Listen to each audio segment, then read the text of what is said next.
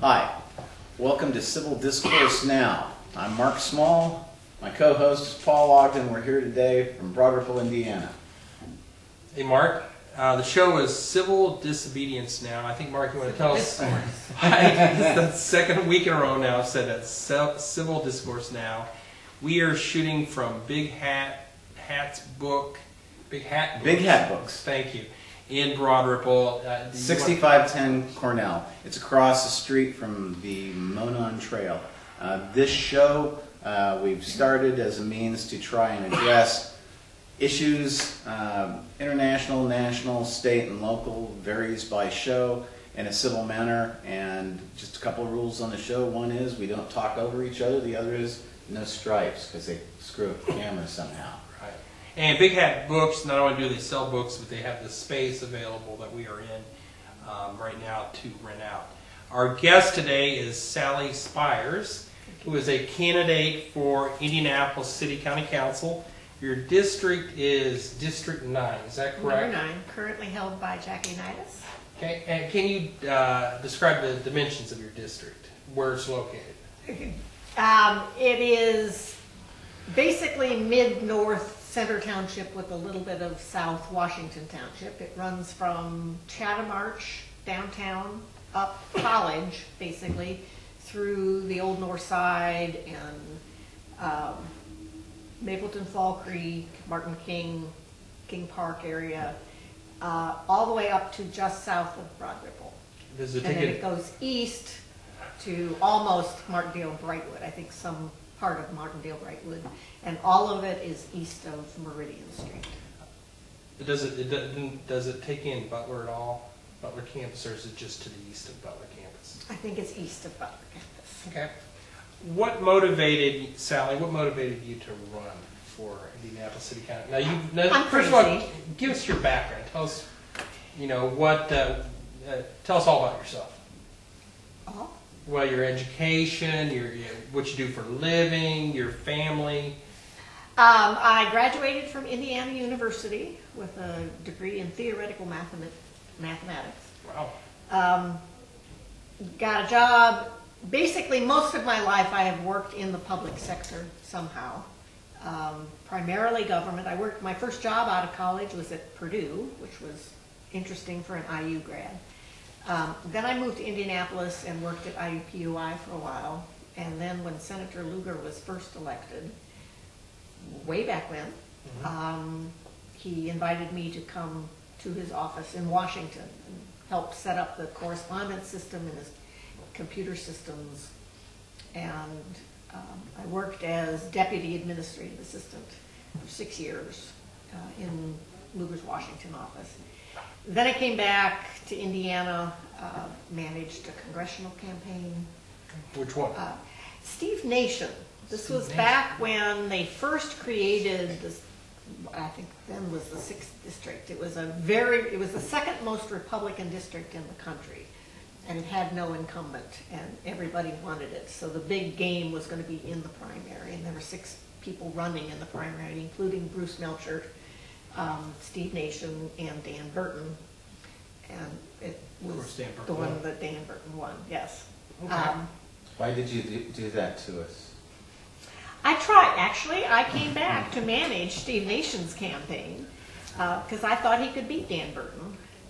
But that was when Burton was first elected. This was, yes. Yeah, but everybody thinks they can beat Dan Burton, and it's like, well, I'm sorry. My problem was the candidate himself didn't think he could win.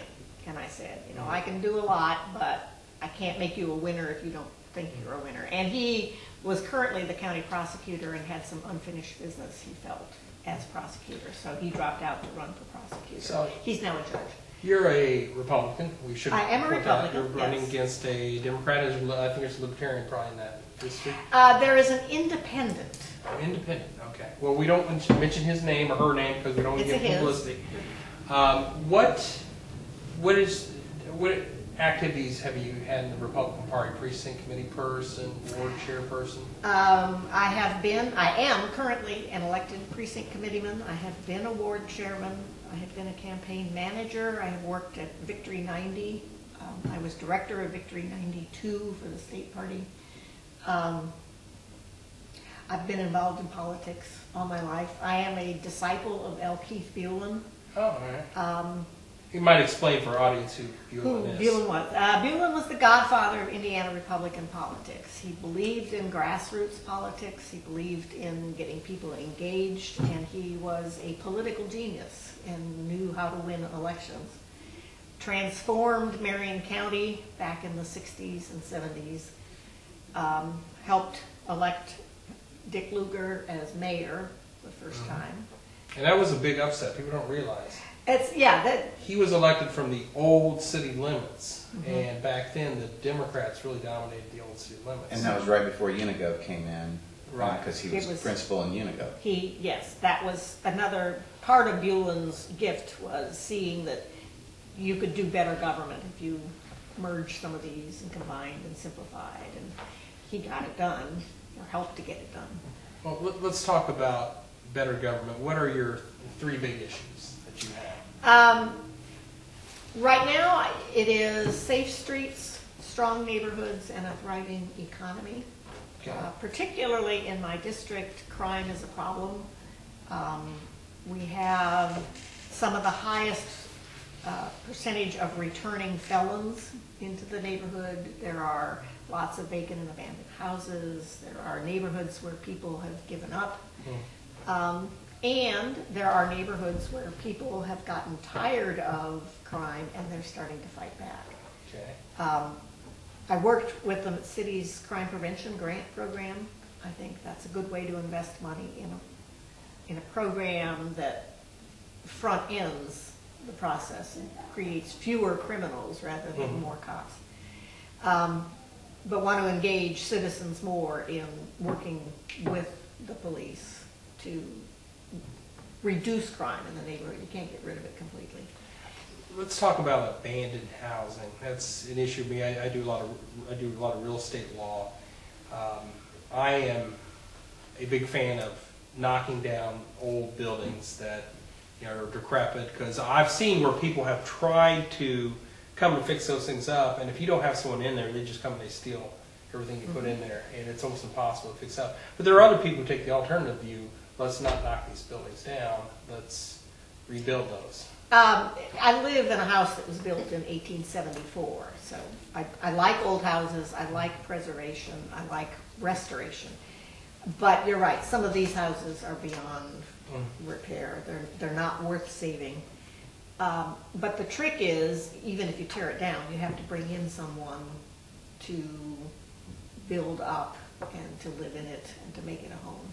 Although in Detroit right now, and I could be... They're turning them into farms. Yeah, they're turning Detroit into... That's going a little far. Although I do support urban gardening. We have one near my church where the neighborhood is growing as a community. They're doing their own food, they're working together, they're building, they're doing something positive. So I'm mixed on what to do with these abandoned houses. I was as a volunteer on the Mapleton Fall Creek CDC board for many years, and they're dealing with housing and rehabbing housing and people stealing the air conditioners as soon as you put them in. It's a problem, and you have to change the culture of the neighborhood and get the neighbors to watch out for each other and eventually push back. It's the broken window theory, that if you don't allow the graffiti, if you repair what they break, if you keep saying no, then they tend to move on.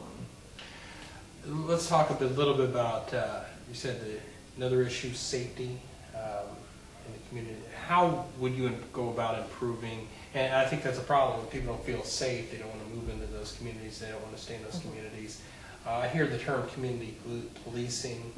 I don't know if, I'm not 100% sure what that means. Is that something you're in favor of, or is it?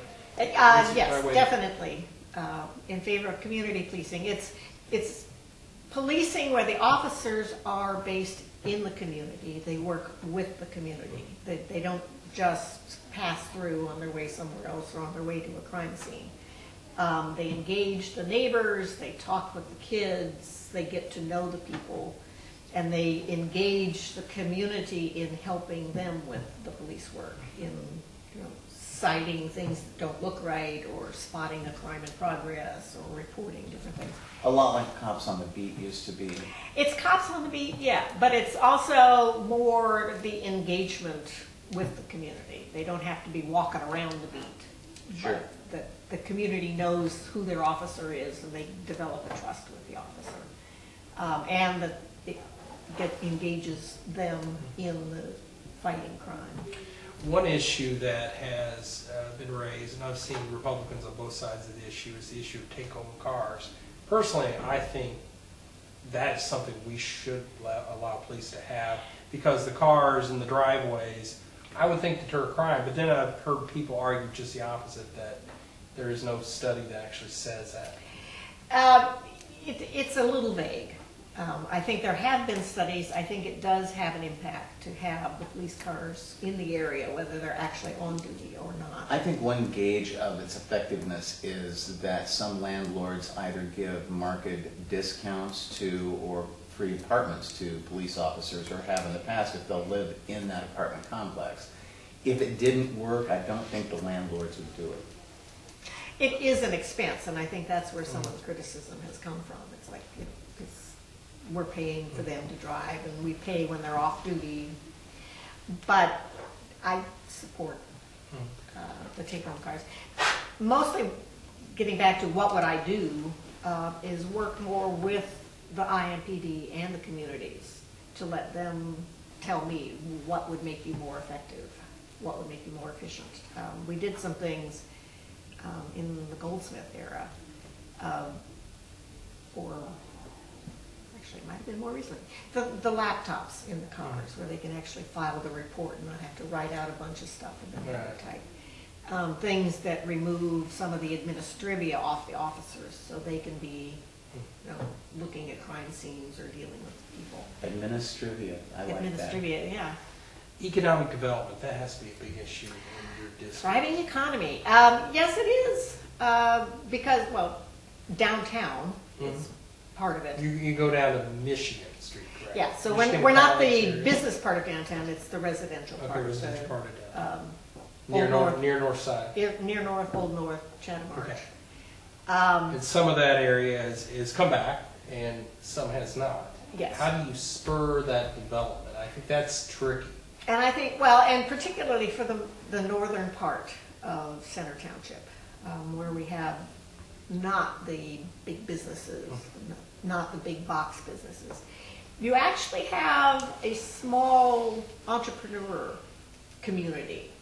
The woman who sets up seamstress services in her home. Pierre the barber. I think we can encourage Pierre's barbershop is in Mapleton Fall Creek. All right. Used to be Frogs Records. Frogs was big. Yeah. But doing what we can to either provide incubators or provide services to encourage these independent. And one thing would be to have zoning exceptions for certain types of businesses in neighborhoods. Yeah, especially where it doesn't conflict with, parking, and it's not a hazard or a problem for the neighborhood. We're at the end of our first segment. I was going to say, she's making little signals. Thank you for coming on, Sally. Okay.